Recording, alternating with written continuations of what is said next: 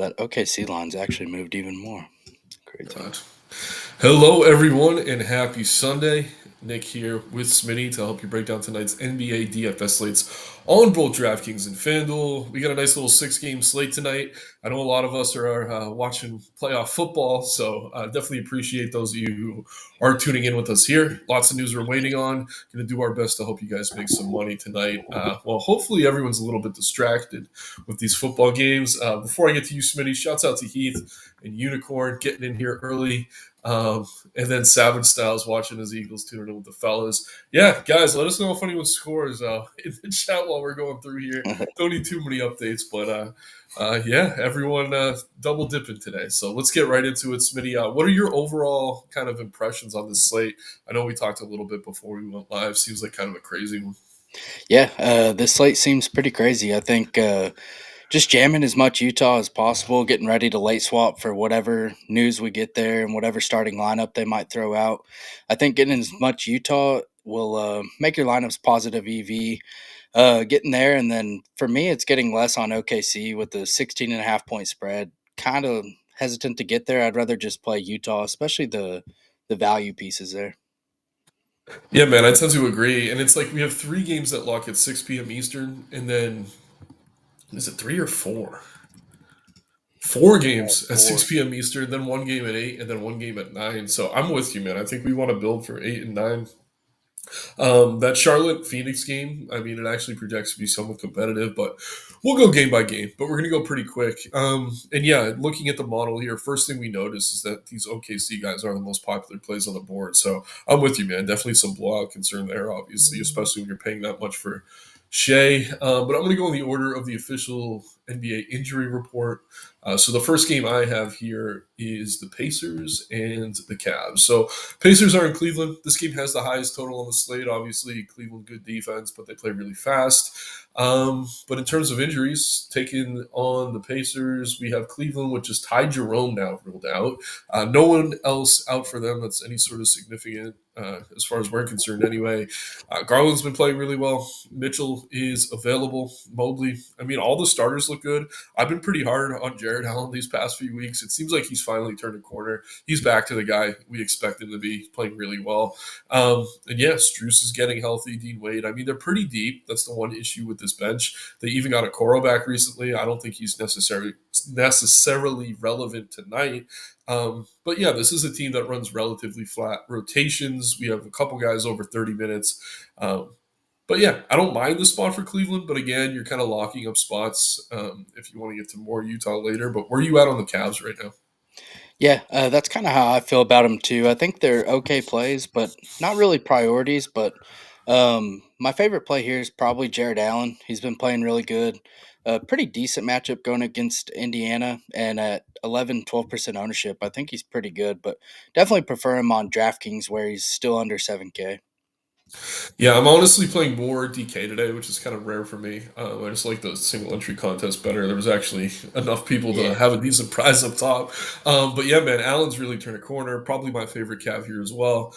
Is there anyone on the bench you have any interest in with Ty Jerome out? He usually gets those backup point guard minutes. I don't know that we see more Porter necessarily, but maybe, I don't know. I never like to play Sam Merrill. I'm not going to get there. I guess if anything, maybe it helps Levert. But again, it's kind of tough to trust coming off the bench.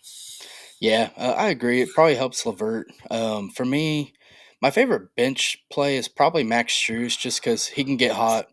Same with Sam Merrill. He can get hot too. I don't hate going there, but kind of tough with other good value options.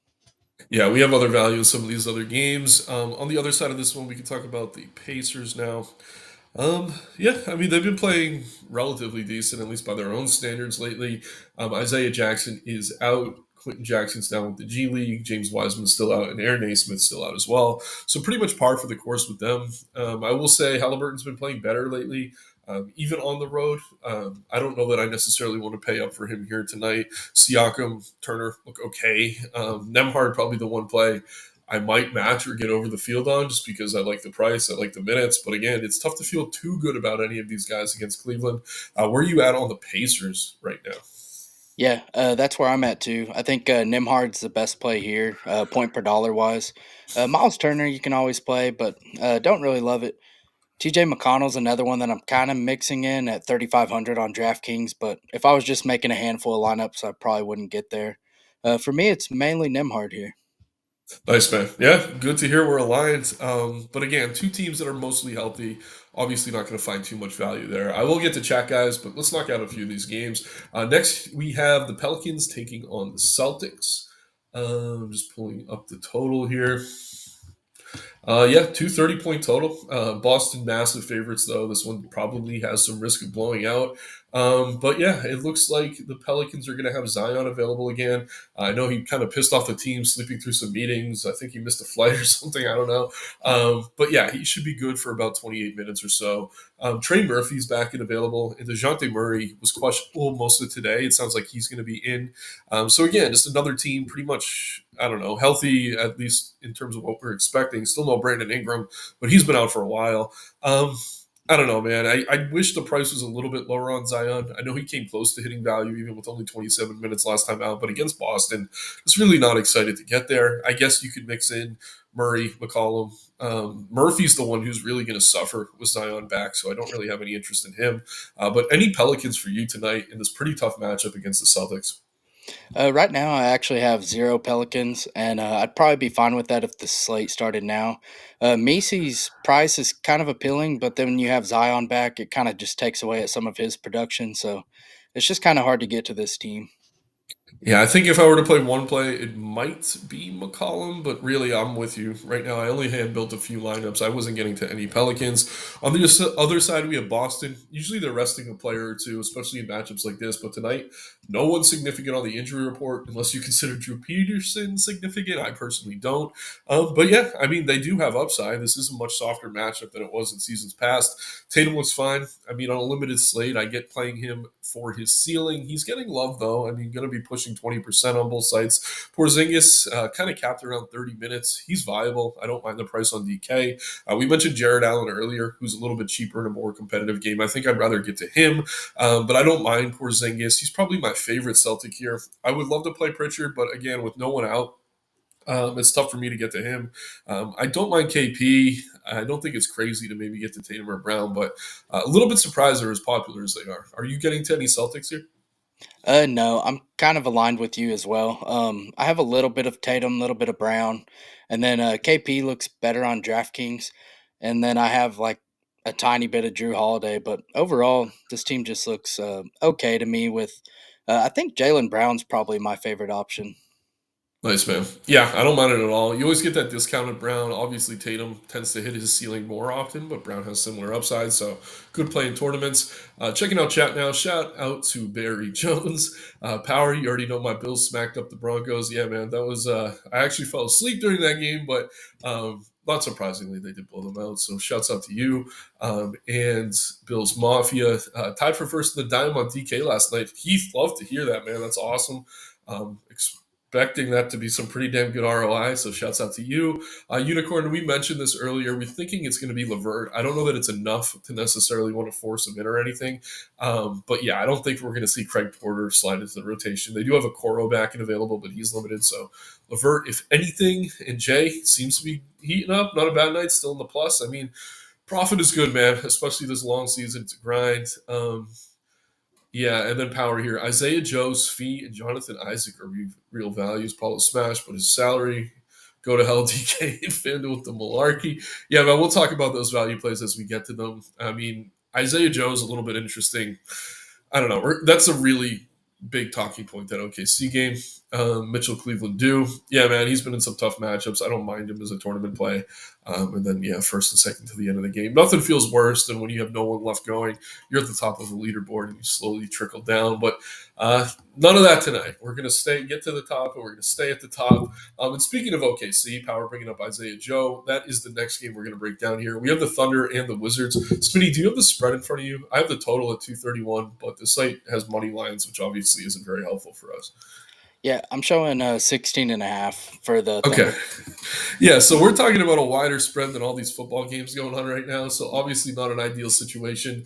But Alex Caruso's out. IJ Mitchell is still out as well. Obviously, no Chet Holmgren. Everything else, pretty much what we expect for OKC. So, tremendous matchup here. Upside's obvious. This is a really bad defense that Washington runs out. But at the same time, we're a little bit worried about the blowout. And the way the rotations work for OKC, Shea isn't a guy who tends to play a full third quarter. He kind of comes out and then comes back in. So, he's someone who sees his minutes capped when these Thunder are blowing other teams out. But yeah, I mean, on paper, if this game were to be competitive, you're going to want all these starters. SGA, Williams, Hartenstein, Dort. Kaysen Wallace has been pretty good lately, just still way too cheap on DK. I don't mind getting to him. Aaron Wiggins, I mean, between Joe, Wiggins, and Wallace, I think one or two of these guys, probably not all three, have an awesome game here. It's just tough to know which. So you're kind of playing roulette. Power mentioned Joe. He is the lowest owned of that group. But yeah, I think we're in agreement, Smitty, that this team's probably over-owned for a six-game slate. But where are you at on OKC right now? Yeah, I do think they're overowned. If I'm gonna take shots, though, I do prefer the cheaper pieces. Like for me, SGA, it's hard to get there in a blowout at his price. I mean, he still could, but the value pieces, there's a chance they could get there, and plus, some of them might even play blowout. So, Mhm. um, I'd rather eat the value and get different at the top end. I think that's the way I'm gonna approach this team. Yeah, man, I'm with you. I'm trying to look at the most recent blowout. So they blew out the Knicks, right? And then I think the Clippers as well, or Memphis last week. So this is why it gets tricky. On the 29th, they played Memphis. They blew them out. SGA still got over 60 fantasy points, so he's capable of getting there in three quarters. Only played 28 minutes in that spot. He did get over 50 against the Knicks in a blowout. But more importantly, I wanted to kind of look into which of these bench guys were still playing minutes. Isaiah Joe played 22 against Memphis, played 30 against New York, crushed value. So he's someone, and I always talk about these like hybrid type players. They're in the rotation, but they probably get run into a blowout as well. Wiggins is someone who doesn't necessarily get extra run in a blowout. So I actually like Wallace and I like Joe for value. I probably am not going to get much Wiggins, but those two kind of stand out to me. Where are you at on these value pieces, man? I know Dort is someone we usually like to play, but he's one of the first guys to get limited in a blowout. Only played 22 minutes against New York. Um, I don't know. I guess it's Joe and Wallace more than anything. Yeah, in my exposures right now, it's Joe and Wallace for me. So exactly like that. And then Wiggins, I'm a little bit under the field on. I prefer getting to some of the Utah guys over him. Yeah, and I mean, in terms of tournament plays, I do think Joe's probably the best just because he's really low owned. I do like Wallace, though. Again, if the game's close, he's getting 30 plus minutes. If it's a blowout, he's getting 30 plus minutes. Can't say the same for Dort, Wiggins, etc. All right, so let's talk about Washington now. I mean, there is a world where they keep this game close. They've done it before against really good teams this season. Tonight, no Marvin Bagley, no Malcolm Brogdon, still no Sadiq Bey. They're a little bit healthier than usual. So Kuzma's been playing not necessarily well. He's kind of deferring to the rest of the team. His usage is down this season. Jordan Poole is someone I think you could get to if you expect this game to be competitive. At the same time, it is a terrible matchup, probably drawing a lot of Lou Dort. Bilal Koulibaly, a play I liked a lot earlier in the season, but now that Kuzma's back, he's tough to get to. The one guy I have interest in here is 0% owned, and I know it sounds a little bit crazy, but I'm fine going back to Jared Butler. This guy's played 20 minutes, 4 games straight, and he's pretty much 8 to 10x his salary every single one of them. If this game does blow out, he probably plays the entire fourth quarter. Just an animal fantasy points per minute. And I usually don't recommend guys that we're not projecting for 20 minutes. But for me, he's someone I do actually want to get to in tournaments, more so on DK where he's 4K flat. Again, this is kind of a long shot, definitely a large field tournament play. My favorite wizard tonight is Jared Butler. But where are you at on Washington? Are you getting any exposure here? Yeah, I actually like that shout for Nice. sure. I think Jared Butler, especially if you think this game's going to blow out, Butler on DK at 4K looks really solid. Other than that, I'm not getting to a ton of Washington. Like Carrington, he probably still plays in a blowout, so he's fine. But I just think there's better plays at all of their price ranges.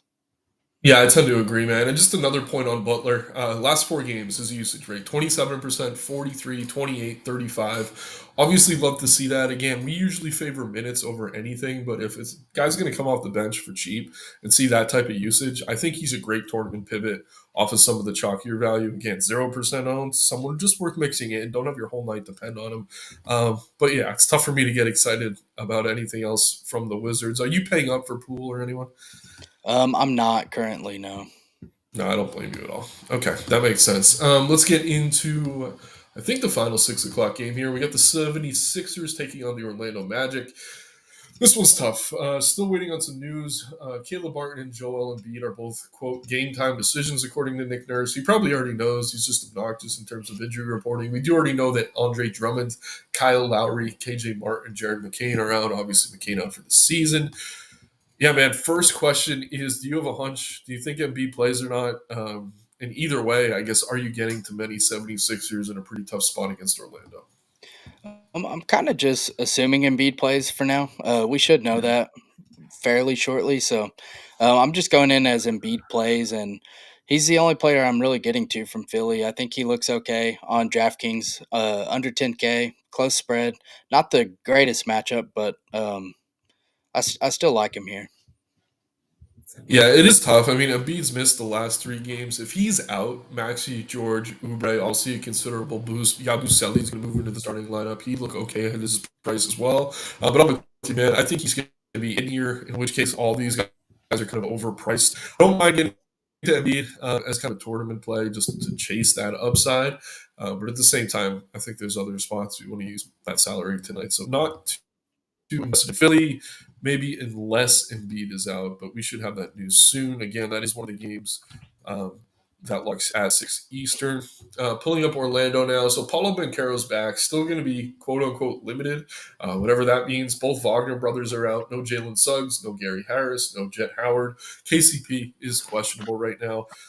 This one's tough, man. Bonchero's look great, but he's almost 10K on both sites now. We actually have him for 30 minutes, so it's not the craziest play if you think he gets there, but at the same time, he's going to cut into the upside of everybody else. I don't know. There's really nothing I'm eager to get to from Orlando. There's a world where Cole Anthony has a good game, obviously, with Suggs still out. But yeah, Anthony Black, still part of that rotation, could cap his upside.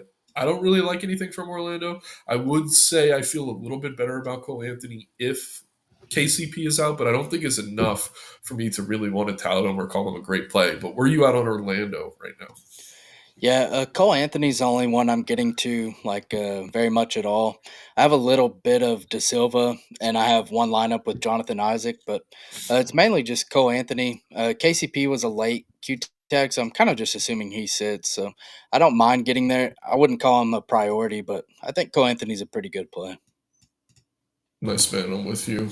I'm trying to pull up some other stuff, but my computer's kind of freezing up again.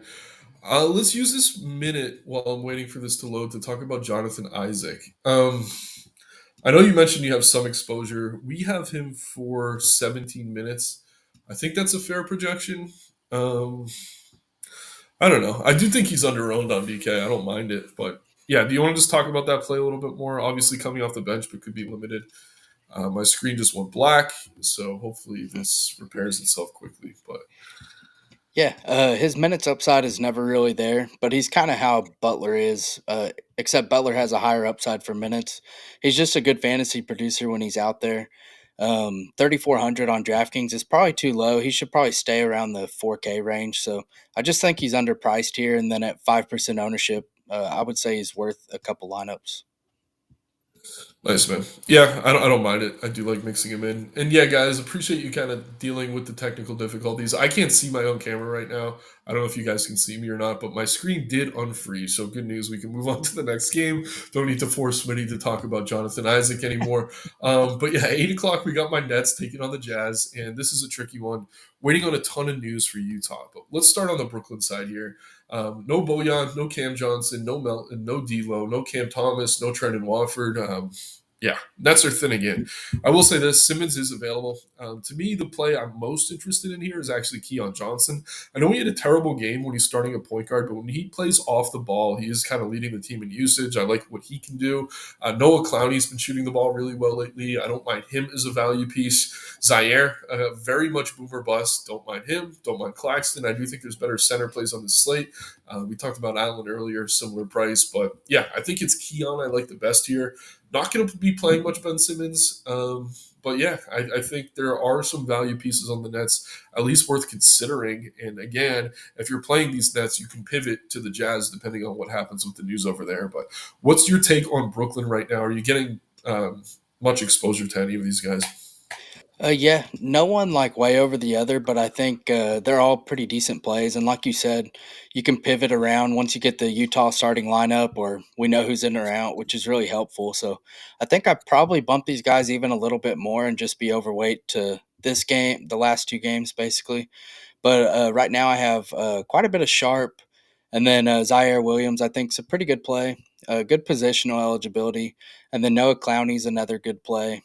Ben Simmons, I have a little bit, and then I am getting to some Keon Johnson as well. Nice, man. Yeah, and again, it's more that you're able to pivot if you need to. But this Nets team is running a short rotation, missing most of their good players. The tank is fully on. But let's talk about Utah now. And this game has more moving parts than any, especially on this Utah side. They're actually favored, even with all these guys out, which kind of tells you the state of the Nets. But here we go. We got John Collins out, Jordan Clarkson out, Filipowski questionable, Keontae George out, Juzang, Hendricks, Kessler all out, Laurie Markkinen is questionable, Bryce Sensabaugh is questionable, Sexton has been ruled in, and Oscar Tishwibwe, I don't think I'm pronouncing that right, not someone we want to play necessarily, has been ruled in as well. I like Sexton a lot. I think he looks great here. I know the price is up, but he's really going to have to dominate this team in usage. Again, no Keontae George, no Jordan Clarkson. Those minutes should be pretty secure. Isaiah Collier, another value play you can consider. Hasn't been all that great, but he's going to have to be playing backup point guard minutes. He could also start alongside Sexton. They do like playing Sexton off the ball at times. I can see that here.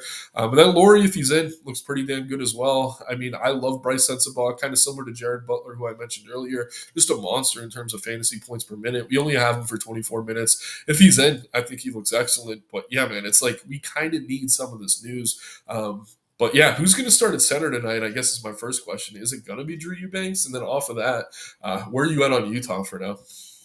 Yeah, they hate Drew Eubanks, but I'm going in as if he's starting just because he's a backup center, so it makes sense. They Yeah. don't always see it that way. So I'm going in with Eubanks as starting. I think he looks like a okay option. I wouldn't say he's a priority, but as far as value, he's a cheap starting center, assuming he starts. So I think he's fine. But like you mentioned, Sensabaugh and Colin Sexton, those two are probably going to lead the team in usage, especially if Laurie is out. But assuming Laurie is in, those are still probably my two highest exposed players. And then Filipowski probably don't start, but he's productive when he's out there. So I like getting to him as well. Yeah, I'm actually looking at one site that has Filipowski projected as the starting center right now.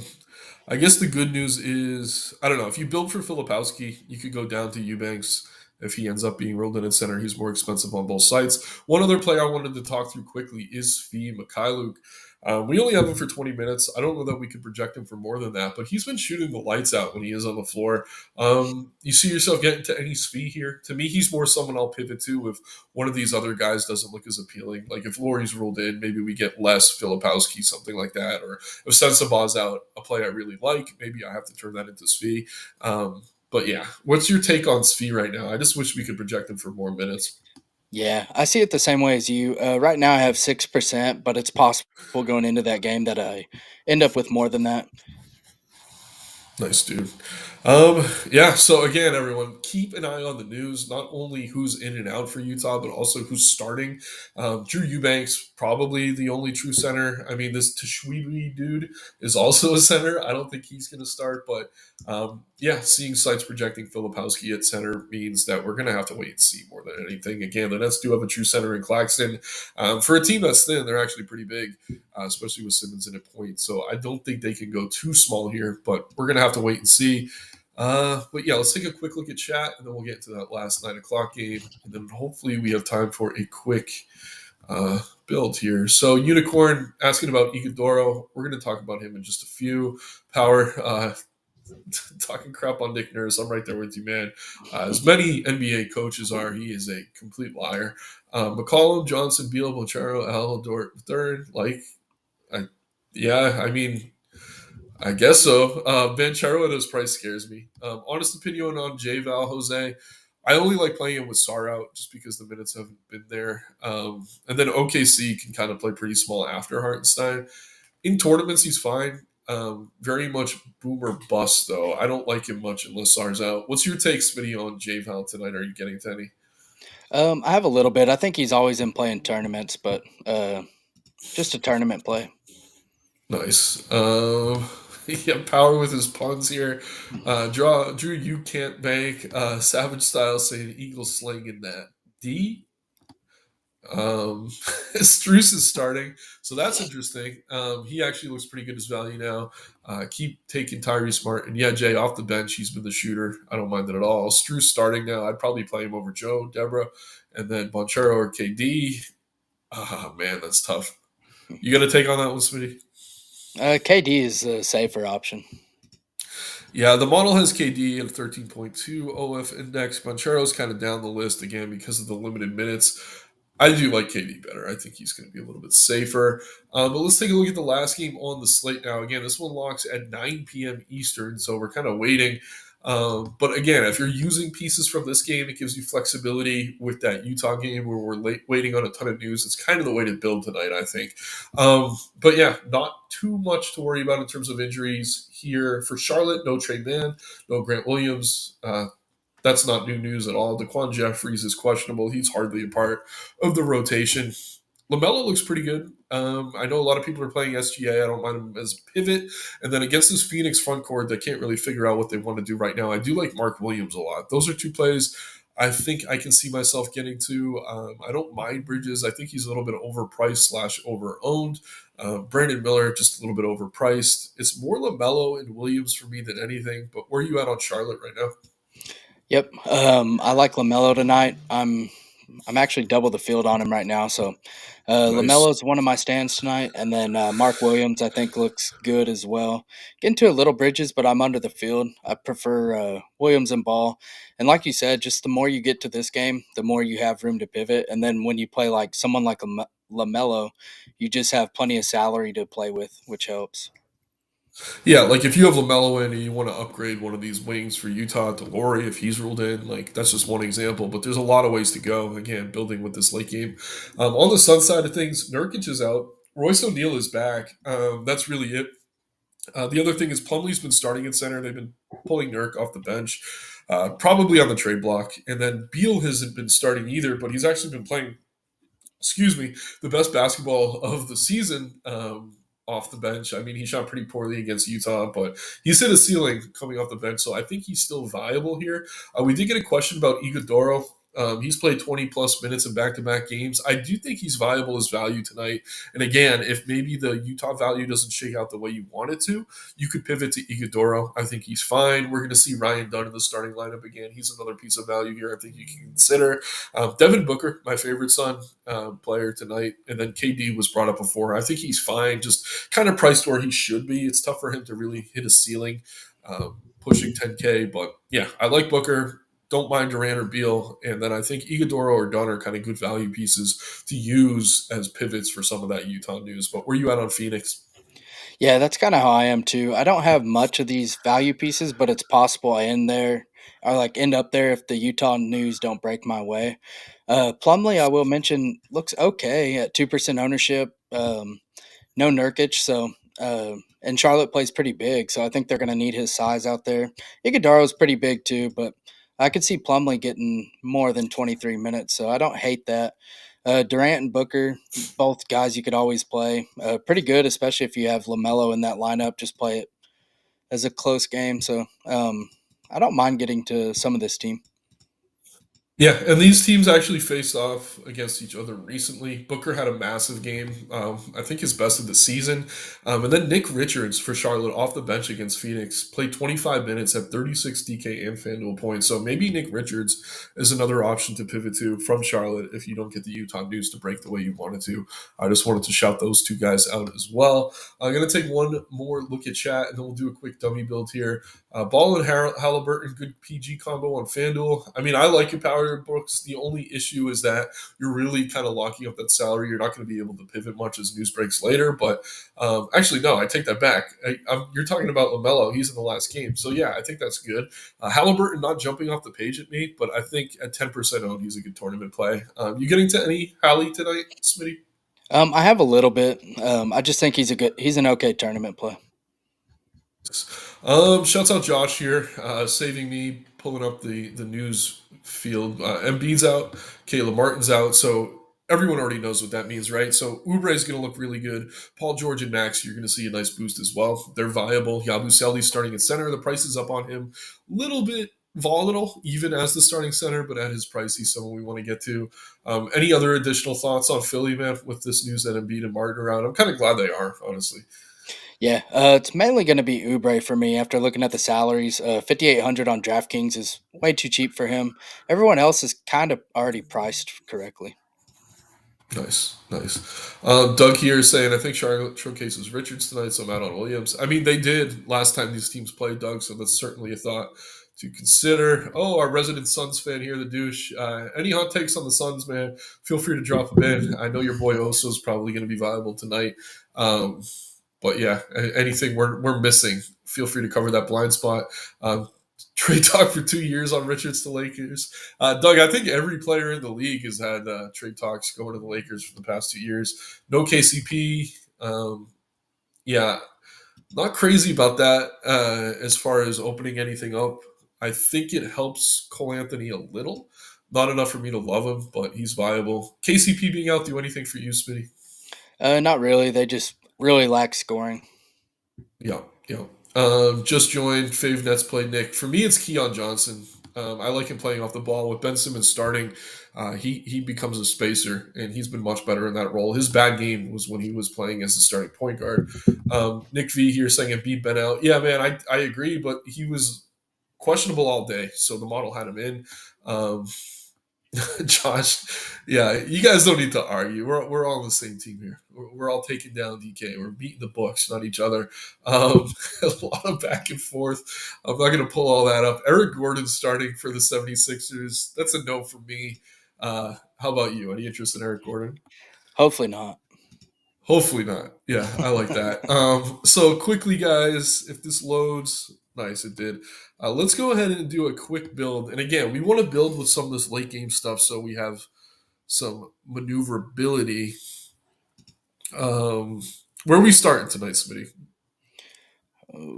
Oh. Sexton? Yeah, I like Sexton.